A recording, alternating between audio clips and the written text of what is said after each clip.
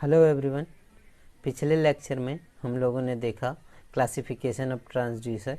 इस लेक्चर में हम लोग देखेंगे रजिस्टिव ट्रांसड्यूसर, इसका क्लासिफिकेशन, फिर जो है पोटेंशियोमीटर ट्रांसड्यूसर के बारे में देखेंगे। चलिए स्टार्ट करते हैं रजिस्टिव ट्रांसड्यूसर के बारे में। रजिस्टिव ट्रांसड्यूसर एक ऐसा ट्रांसड्यूसर है जो किसी भी मटेरियल के रेजिस्टेंस में अगर चेंज होता है तो इस चेंज को कन्वर्ट कर देता है इलेक्ट्रिकल सिग्नल में। रजिस्टिव ट्रांसड्यूसर का यूज़ जो है कॉमनली फिजिकल क्वांटिटी मेजरमेंट के लिए यूज़ किया जाता है, जैसे कि टेम्परेचर, डिस्प्लेसमेंट, वाइब्रेशन। किसी भी मटेरियल के रेजिस्टेंस को इन जनरल जो है हम लोग इस इक्वेशन से डिनोट करते हैं, जहाँ पे रो जो है मटेरियल का रेजिस्टिविटी है, एल जो है मटेरियल का जो है लेंथ है, और ए जो है मटेरियल का क्रॉस सेक्शनल एरिया है। अगर इन तीनों में से किसी एक भी क्वांटिटी का या पैरामीटर का वेरिएशन होता है तो जो है रेजिस्टेंस में भी वेरिएशन होगा। तो हम लोग जो है रेजिस्टिव ट्रांसड्यूसर का क्लासिफिकेशन जो है वेरिएशन ऑफ क्वांटिटी बेस पे इसको क्लासिफाइड कर सकते हैं। तो देखते हैं रेजिस्टिव ट्रांसड्यूसर कितने टाइप्स के होते हैं। तो यहाँ पे पहला है पोटेंशियोमीटर। पोटेंशियोमीटर ट्रांसड्यूसर में जो है लेंथ चेंज होता है तो उसका रेजिस्टेंस चेंज होता है। सेकेंड है स्ट्रेन गॉज ट्रांसड्यूसर।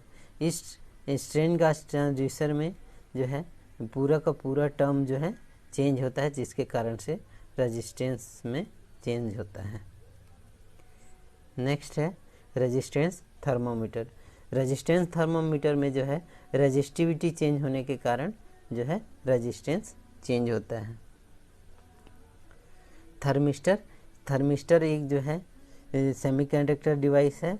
इसमें भी जो है हम लोग कंसीडर करते हैं कि रेजिस्टिविटी चेंज होता है, उसके कारण से रेजिस्टेंस चेंज होता है। जबकि ये इक्वेशन होल्ड नहीं होता, बट हम लोग कंसीडर करते हैं क्योंकि रेजिस्टिविटी चेंज होने के कारण ही उसके रेजिस्टेंस में चेंज होता है।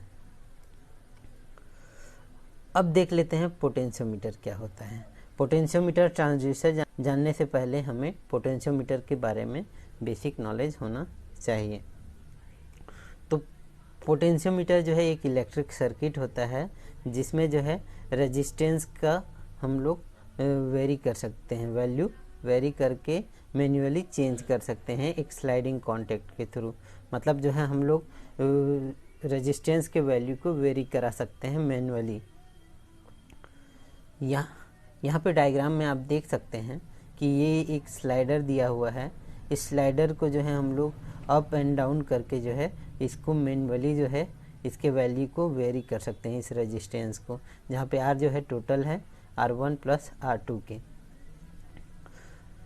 ये जो पोटेंशियोमीटर है हम लोग इसको पॉट्स भी बोलते हैं, और इसका जो मोस्ट ऑफ कॉमनली यूज़ जो है डिस्प्लेसमेंट मेजरमेंट के लिए किया जाता है। किसी भी बॉडी का डिस्प्लेसमेंट हो रहा है तो उसका मेजरमेंट के लिए यूज़ करते हैं।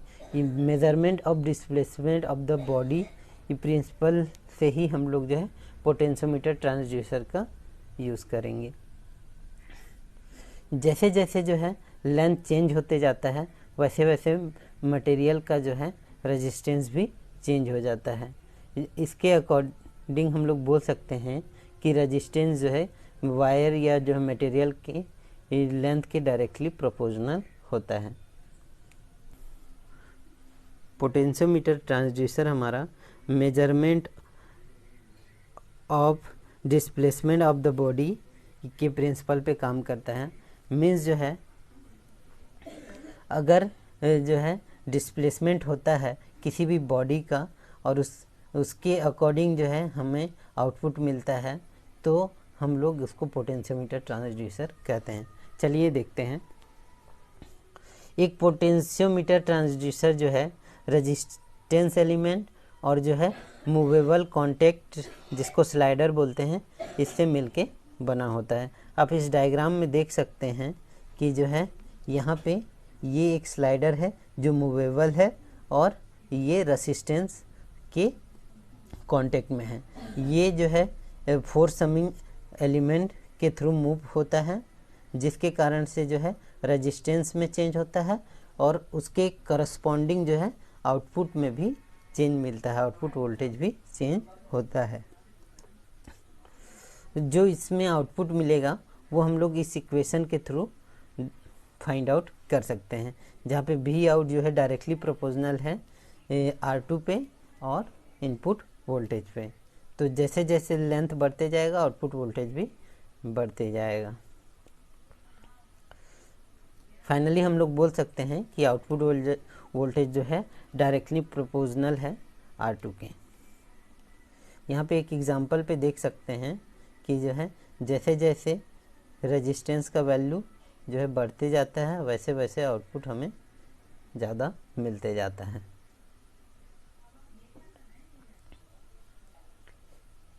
यहाँ पे आप देख सकते हैं ये जो है स्लाइडर है, इस स्लाइडर का एक फिक्स पॉइंट है यहाँ पे। अगर ये एक बॉडी है, इस बॉडी का डिस्प्लेसमेंट अगर होता है तो डिस्प्लेसमेंट के अकॉर्डिंग जो है इसके रेजिस्टेंस में चेंज होगा। तो डिस्प्लेसमेंट को जो है हम लोग डायरेक्टली इलेक्ट्रिकल सिग्नल में कन्वर्ट करते हैं पोटेंशियोमीटर ट्रांसड्यूसर में। अब देखते हैं पोटेंशियोमीटर ट्रांसड्यूसर के बारे में कितने टाइप्स के होते हैं। तो पोटेंशियोमीटर ट्रांसड्यूसर तो कई टाइप्स के होते हैं, बट जनरली जो यूज़ होते हैं वो दो टाइप्स हैं। पहला है लीनियर पोटेंशियोमीटर, जहाँ पे आप ये देख सकते हैं इस तरीके से जो है ये प्रैक्टिकली यूज़ में आता है लीनियर पोटेंशियोमीटर। ये स्लाइडर है जिसको हम लोग मैन्युअली मूव करते हैं। दूसरा है रोटरी पोटेंशियोमीटर। रोटरी पोटेंशियोमीटर का आप लोग जानते हैं कि जो है रेडियो वगैरह में जो है ज़्यादा यूज़ होता है।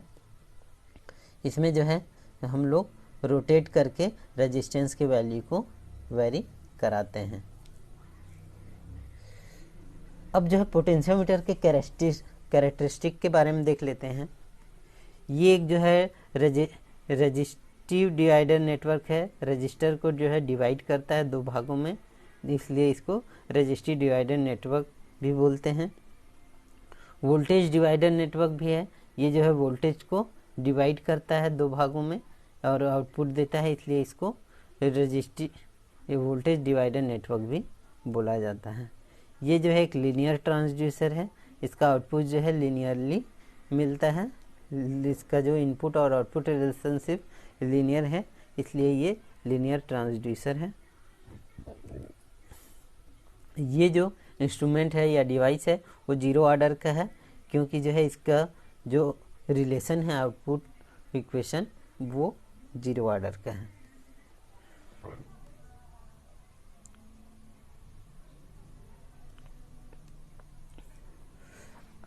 तो चलिए अब पोटेंशियोमीटर का एडवांटेज देख लेते हैं। ये जो है चीप होता है और ऑपरेटिंग के लिए सबसे सिंपल है, इसका रिजोल्यूशन भी हाई होता है। ये जो पोटेंशियोमीटर ट्रांसड्यूसर है लार्ज एम्पलीट्यूड और लार्ज डिस्प्लेसमेंट को मेज़र करने के लिए भी बहुत अच्छा हेल्प करता है। इसकी हाई इलेक्ट्रिकल इफिशिएंसी के कारण जो है कंट्रोल एप्लीकेशन के लिए भी जो है इसका यूज़ किया जाता है। इसका जो डिसएडवांटेज है, सबसे बड़ा डिसएडवांटेज है कि लार्ज फोर्स की रिक्वायरमेंट होती है स्लाइडर को मूव कराने के लिए। स्लाइडिंग कॉन्टैक्ट जो है वो ख़राब हो सकता है, इसलिए जो है मिसअलाइनमेंट के कारण जो है नॉइज़ प्रोड्यूस हो सकता है। इसका जो लाइफ टाइम है वो लिमिटेड है। इसका जो है एप्लीकेशन एरिया देख लेते हैं हम लोग। इसका यूज़ जो है वोल्टेज डिवाइडर की तरह किया जाता है कि एक एडजस्टेबल आउटपुट वोल्टेज ऑब्टेन करने के लिए। ऑडियो कंट्रोल डिवाइस के रूप में भी इसका यूज़ किया जाता है फ्रीक्वेंसी एटेन्यूएशन के लिए, लाउडनेस को एडजस्ट करने के लिए। टेलीविज़न में जो है ब्राइटनेस कंट्रोल के लिए भी यूज़ किया जाता है, कॉन्ट्रास्ट कंट्रोल के लिए भी इसका यूज़ किया जाता है, कलर रिस्पॉन्स के लिए भी इसका यूज़ किया जाता है। और सबसे बड़ा जो यूज़ है वो डिस्प्लेसमेंट मेजरमेंट के लिए, वो तो आप देख ही चुके हैं। Thank you for watching. Like, share and subscribe the channel for more videos.